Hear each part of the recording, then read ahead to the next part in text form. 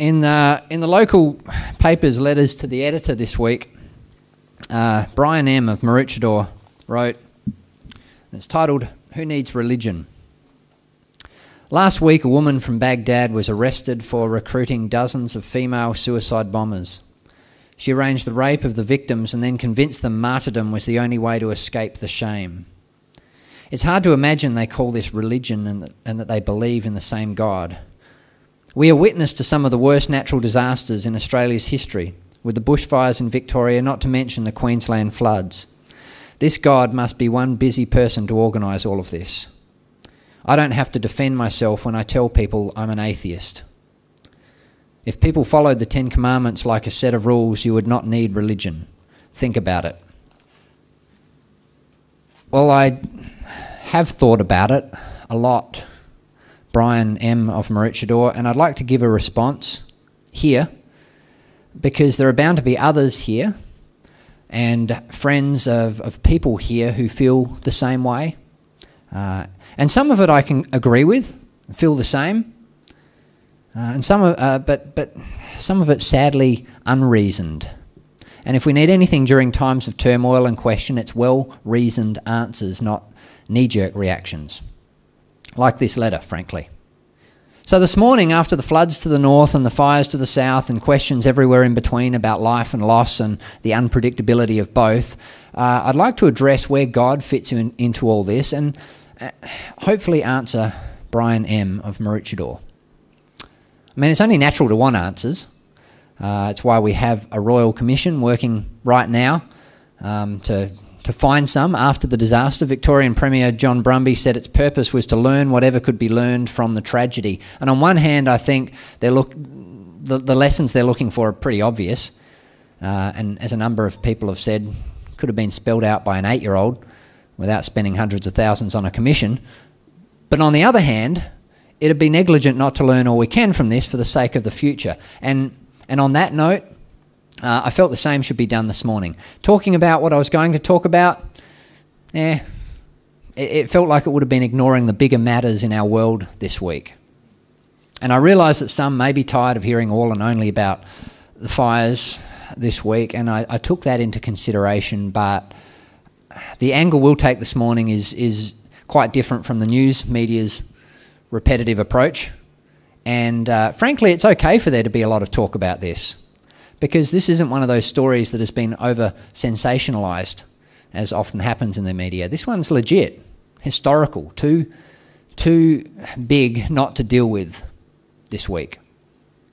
As I think we've all seen and all know, someone who's been affected in some way by these fires or floods. And it is the church's job to step in at these times, not only to deal with people's questions like Brian M., but also to deal with people's hurts, regardless of their church background or religion.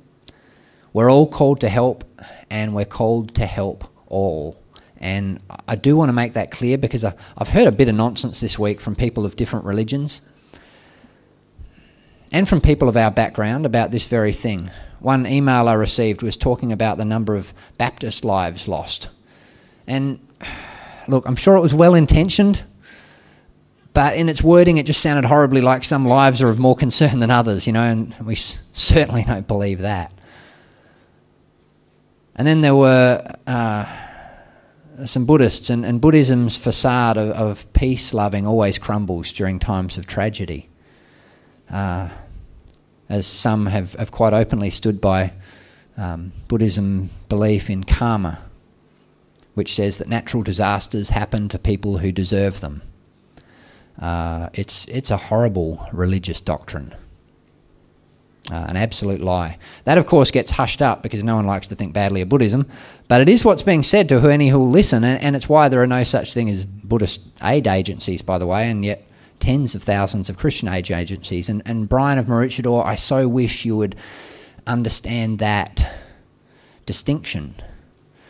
You say that religion stinks, and yet I agree. Man, it so does.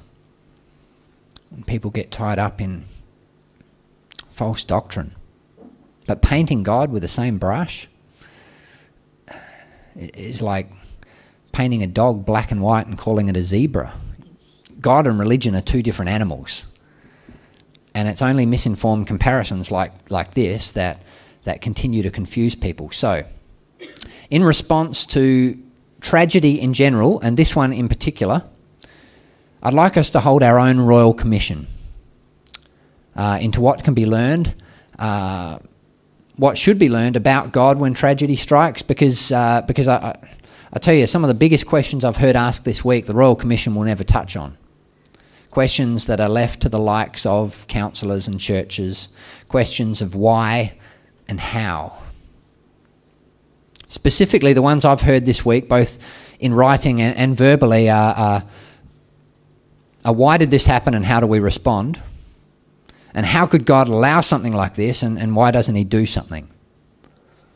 You know, why and how and why. Big questions, but God's certainly big enough to take them, as long as we're big enough to, take his response. If you have a Bible with you, I'd like you to turn to the book of Job, where we find some answers. Now, in my reading, I've been comparing Job with Jesus, so we'll be flicking between the two. Starting in Job 1, where he's lost his workers and his livestock in a fire, his house through a collapse, and his family in the house. We find him in chapter 2, verse 8, sitting in the ashes, mourning, grieving. It's a familiar picture in many ways, hey?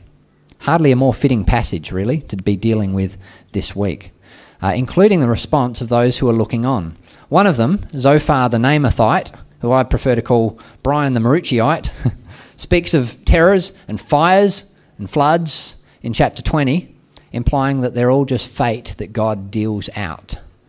But does he? Is that why calamity strikes one house and spares the next? Because God punishes those who deserve it? Or is it the only alternative that God's uninvolved and indifferent and just lets it happen?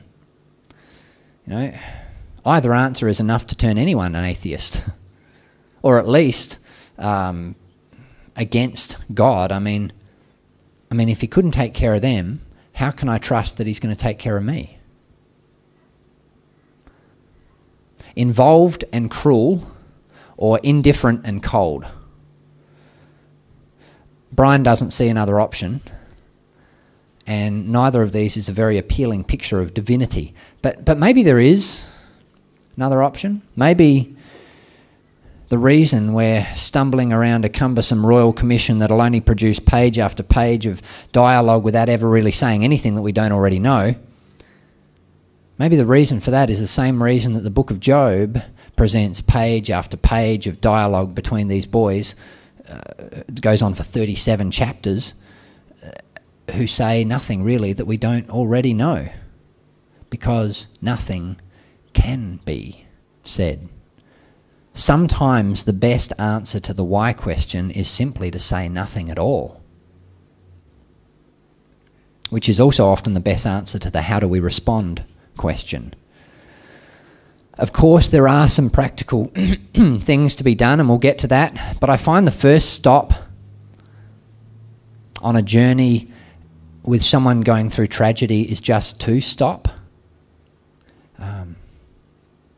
As God does for 34 chapters in Job, while the blokes babble on and on. It's like he quietly grieves with Job, as should we.